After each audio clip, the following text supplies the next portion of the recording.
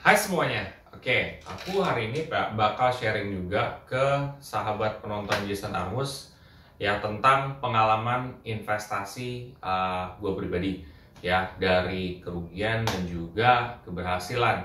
Apa yang bisa digali di sini? Yang bisa digali di sini adalah ketika kamu mengetahui, misalkan gagalan gue kayak gimana, ya lo bisa ke depan lu bisa hindari. Kalau misalkan gue di sini cerita keberhasilan, oh berarti lu bisa mungkin mengikuti atau lebih baik dibandingkan gue. Oke, buat teman-teman semua yang penasaran, simak setelah yang satu ini. Jadi, ya, setiap investor yang jago, yang nggak jago, itu mereka pun pasti akan, ya, dia ada kegagalan lah, ya. Entah itu dia investasi apa, biasanya itu ada. Kalau gue pribadi, kita mulai dari kegagalan. Gagalan itu sesuatu hal yang biasa lah gitu ya. Lu sejago-jagonya juga ya pasti kan ada saatnya dimana lu gagal juga ya. Sama seperti layaknya investasi ya. Kalau misalkan kerugian dalam investasi itu pernah terjadi dulu waktu di saham itu gua pernah rugi sampai saham itu tidur. Jadi kalau mau dibilang yang udah terrealisasi banget belum, karena kan gue nggak bisa ngejual ya. Jadi pada saat itu saham itu jadi saham gocap. Mungkin kamu pernah kenal dengan yang namanya saham Mami. Nah pada saat itu kenapa gue bisa rugi kayak gitu? Karena gue tidak dibubuhi cukup ilmu untuk investasi saham. Jadi ya gue main langsung terjun tanpa gue mikir, akhirnya jadinya seperti itu. Yang bisa dipelajari ya sebenarnya kita harus hati-hati aja. Kalau misalkan kita nggak punya ilmu yang cukup, mendingan lihat dulu, yang cari aman dulu. Jangan main yang saham-saham seperti itu, yang bukan saham blue chip, langsung main tembak gitu kan. Itu yang kegagalan. Kedua, keberhasilan. Kalau keberhasilan sendiri sih, yang mungkin gue bisa ceritain itu kayak contoh BRI. Jadi gue di saham BRI, gue pernah untung 60-an%.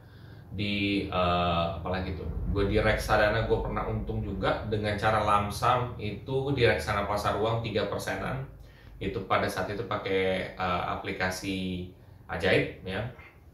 Terus juga gue pernah untung juga cukup lumayan berapa persenan juga ya, tapi walaupun persenannya kecil, keuntungan gue gede karena kan nominal yang gue invest juga di situ agak gede ya.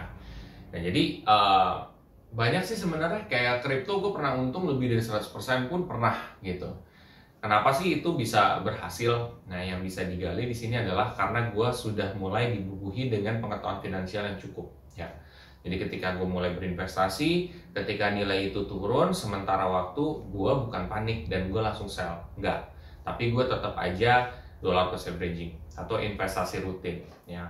Tentunya investasi rutin itu berdasarkan ya gue udah analisa dan emang oke nih, bukan ada yang bermasalah kan. Ya udah gitu teman-teman. Jadi kesimpulannya adalah tumbuhilah pengetahuan finansial kamu ya.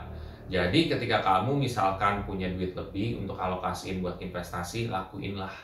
Ketika kamu udah bisa menyisihkan buat itu, maka hasilnya itu bisa lebih besar juga. Oke? Dan lebih optimal tentunya ya. Kegagalan itu bisa terjadi ke setiap orang, jadi jangan bersedih. Buat teman-teman yang setelah ini ingin mulai berinvestasi, cek aja di kolom deskripsi gue pribadi yang ada di kolom deskripsi di bawah. Atau teman-teman mau ngelihat kegiatan gue lebih aktif lagi, sekarang udah bisa di Ciptadana Asset Management, sosial medianya juga udah di bawah. Karena gue di situ sekarang udah ngebantu untuk berkembang juga. Nah, nanti bakal konten-konten yang menarik dan juga edukatif juga ada di sana. Sampai jumpa.